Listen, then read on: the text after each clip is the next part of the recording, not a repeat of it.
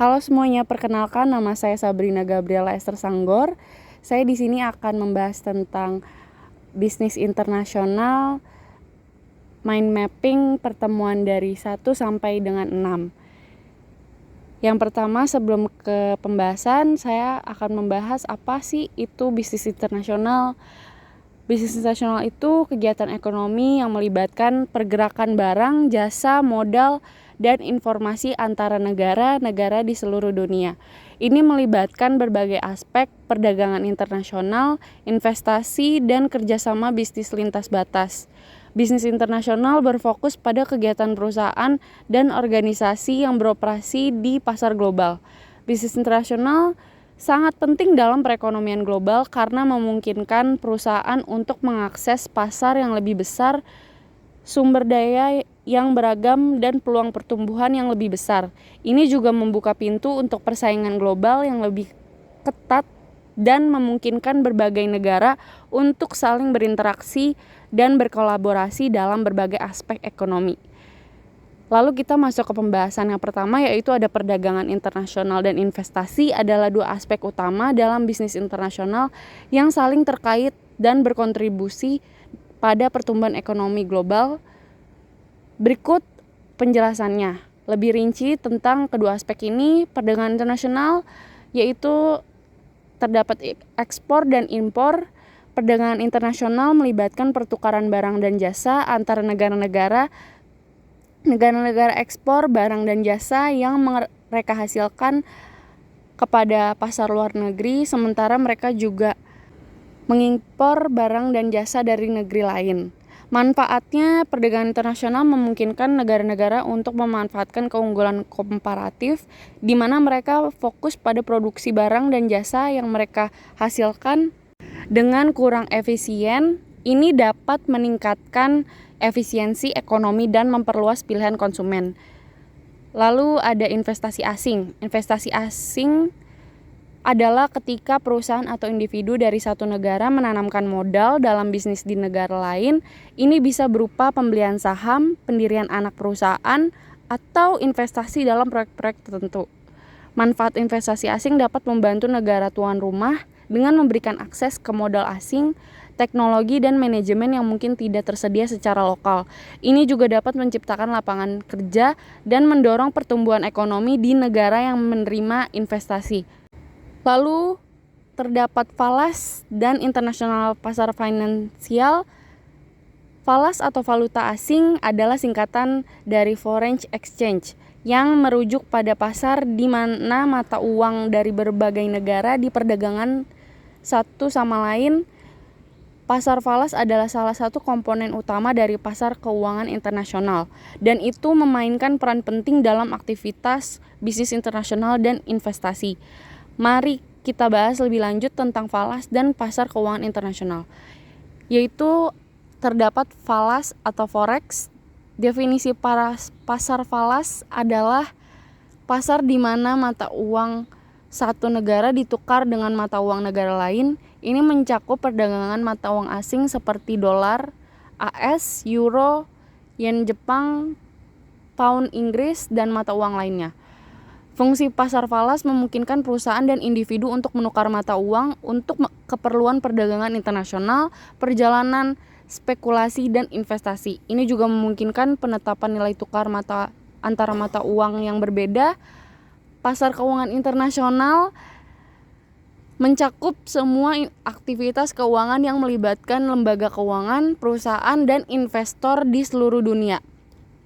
Ini mencakup pasar saham, pasar obligasi, pasar derivatif, pasar komoditas, dan pasar falas. Fungsi pasar keuangan internasional adalah tempat di mana entitas keuangan dapat memperoleh modal, berinvestasi, mengelola resiko, dan mengalokasikan dana. Ini memungkinkan perusahaan untuk mengakses dana melalui penerbitan obligasi internasional, saham global, atau pinjaman falas. Lalu terdapat pasar global dan pasar bisnis. Bisnis internasional melibatkan berbagai aspek termasuk pasar global dan pasar bisnis. Pasar global atau global market. Definisi dari pasar global adalah pasar di mana barang, jasa, dan produk dapat diperdagangkan dan diakses oleh pelanggan dari berbagai negara di seluruh dunia. Karakteristik utama cakupan geografis luas, pasar global mencakup seluruh dunia dengan pelanggan dan pesaing potensial yang terbesar di berbagai negara. Persaingan yang lebih ketat dalam pasar global, perusahaan bersaing dengan pemain lokal dan internasional yang memerlukan strategi bisnis yang kuat dan adaptif terhadap kebutuhan lokal. Keragaman kultural, perbedaan budaya, bahasa, dan preferensi konsumen menjadi tantangan yang harus diatasi oleh perusahaan yang beroperasi di pasar global. Regulasi perdagangan internasional terkait dengan peraturan dan tarif yang berbeda di berbagai negara. Lalu terdapat lingkungan bisnis global, yaitu terkait hukum, teknologi, akuntansi, serta politik. Lingkungan bisnis global adalah kompleks dan selalu berubah, dipengaruhi oleh berbagai faktor termasuk hukum, teknologi, akuntansi, dan politik. Memahami dinamika dalam setiap aspek ini adalah kunci bagi perusahaan yang beroperasi di pasar global. Berikut adalah penjelasan singkat tentang masing-masing faktor ini dalam konteks bisnis internasional. Yang pertama ada hukum, legal environment, regulasi perdagangan internasional. Hukum perdagangan internasional seperti perjanjian perdagangan, tarif, dan regulasi ekspor-impor mempengaruhi cara perusahaan beroperasi di pasar global. Organisasi seperti Organisasi Perdagangan Dunia dan perjanjian perdagangan regional memainkan peran penting dalam menentukan peraturan perdagangan internasional. Lalu terdapat hukum kontrak. Kontrak adalah fondasi bisnis internasional. Perbedaan dalam hukum kontrak di berbagai negara memerlukan perusahaan untuk memahami perbedaan ini dan menyusun kontrak yang sesuai. Lalu terdapat hak kekayaan intelektual atau HKI. Perlindungan hak cipta, merek dagang, dan paten adalah perhatian penting dalam bisnis internasional untuk melindungi kekayaan intelektual perusahaan. Lalu terdapat teknologi.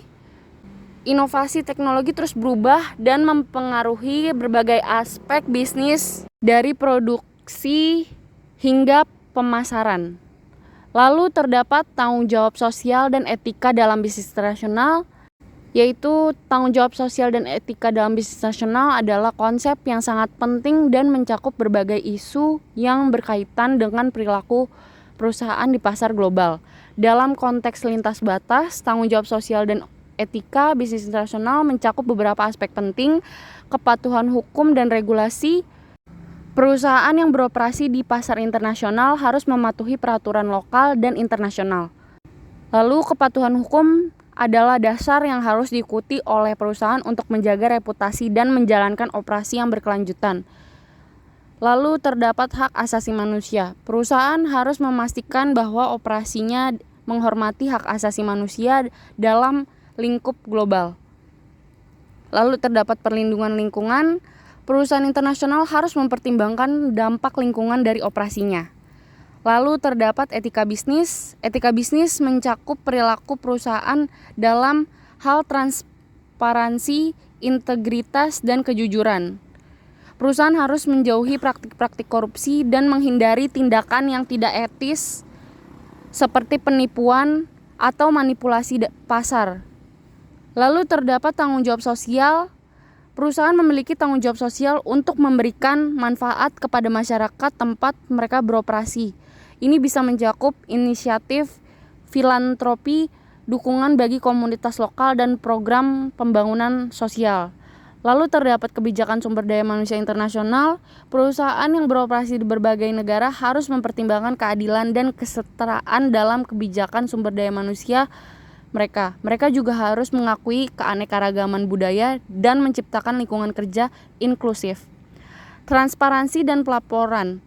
Perusahaan harus transparan dalam operasi mereka dan melaporkan secara jujur tentang kegiatan bisnis mereka, termasuk dampak sosial dan lingkungan. Transparansi membantu membangun kepercayaan dengan pemangku kepentingan seperti konsumen, investor, dan pemerintah. Sekian presentasi Bisnis Internasional Mind Mapping pertemuan 1 sampai dengan 6 dari Sabrina Gabriela. Terima kasih.